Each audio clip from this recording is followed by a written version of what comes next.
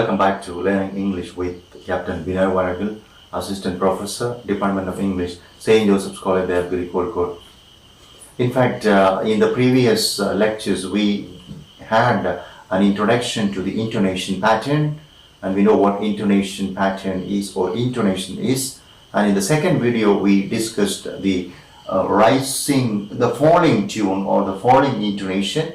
And now, of course, we are discussing the second intonation, that is, of course, rising intonation. So earlier we had two videos, one on the introduction to intonation and the second one was on falling intonation, and this is in fact the third video. In this, of course, we are discussing rising intonation or rising tune, and in this series we shall have one more video lecture that will be on fall rise intonation. Now we are discussing the rising intonation. So we have to understand the fact that sometimes when we speak, of course, we use a rising tune or tone or intonation. Rather, the sound will be going up from low position to high position, or rather the sentence will be ending in a loud note, and that loud note is, of course, indicated by rising intonation or rising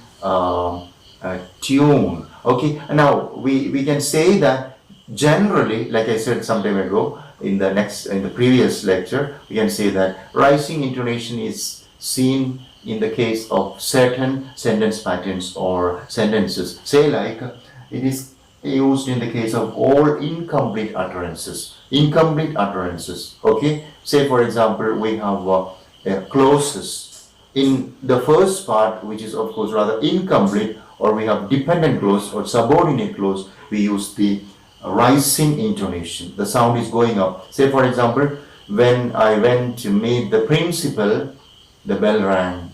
First part, when I went to meet the principal, it's in, of course, rising tune. When I went to meet the principal, the bell rang. Second part is in the falling tune. First part is the rising tune. So all incomplete utterances take the rising tune. Say for example, when I reached the railway station,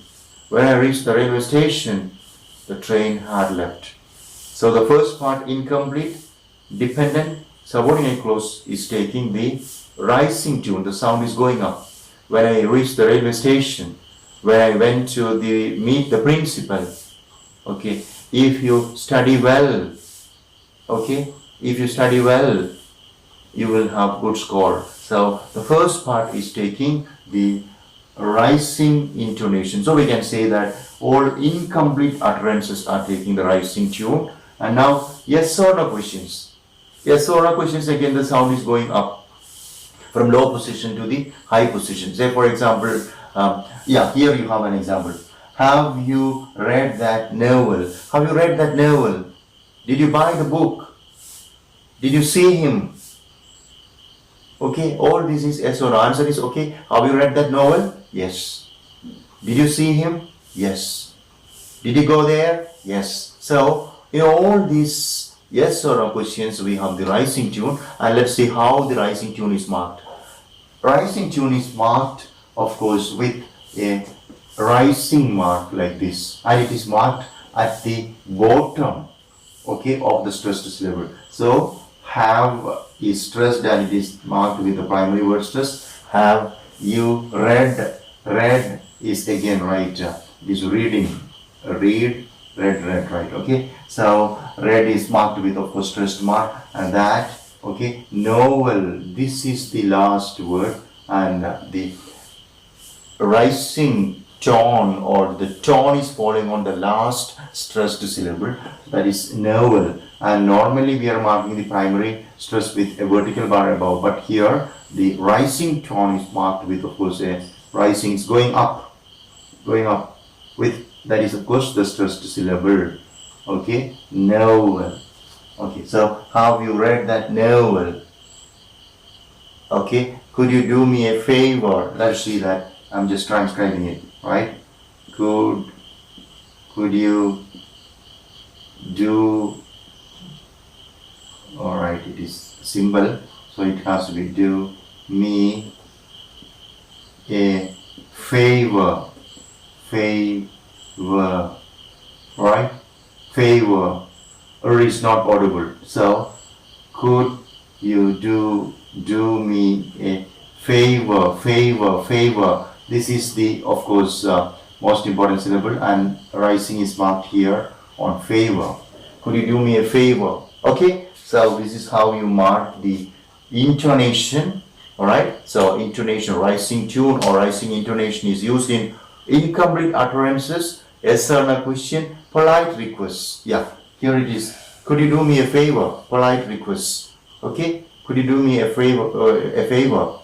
Shall we drive or go by train? It is, of course, an alternative question. Shall we drive or go by train? So, shall we drive? First part of the question. Shall we drive?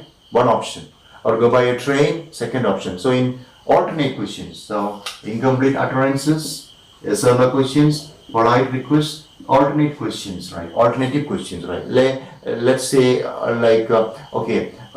shall we have a cup of juice, milk, tea, coffee, all alternate questions, right? We have different options for drinking, right? Shall we have a cup of juice, tea, milk, coffee? Alright, so alternative questions, again, it is rising, the sound is going up. And last, of course, statements used as questions, right? So we can say that, right, alright, we have a statement, right? I'm going to the party. But we need to ask it as, of course, a question, and we can say, I'm going to the party. I'm going to the party. You are going to the party.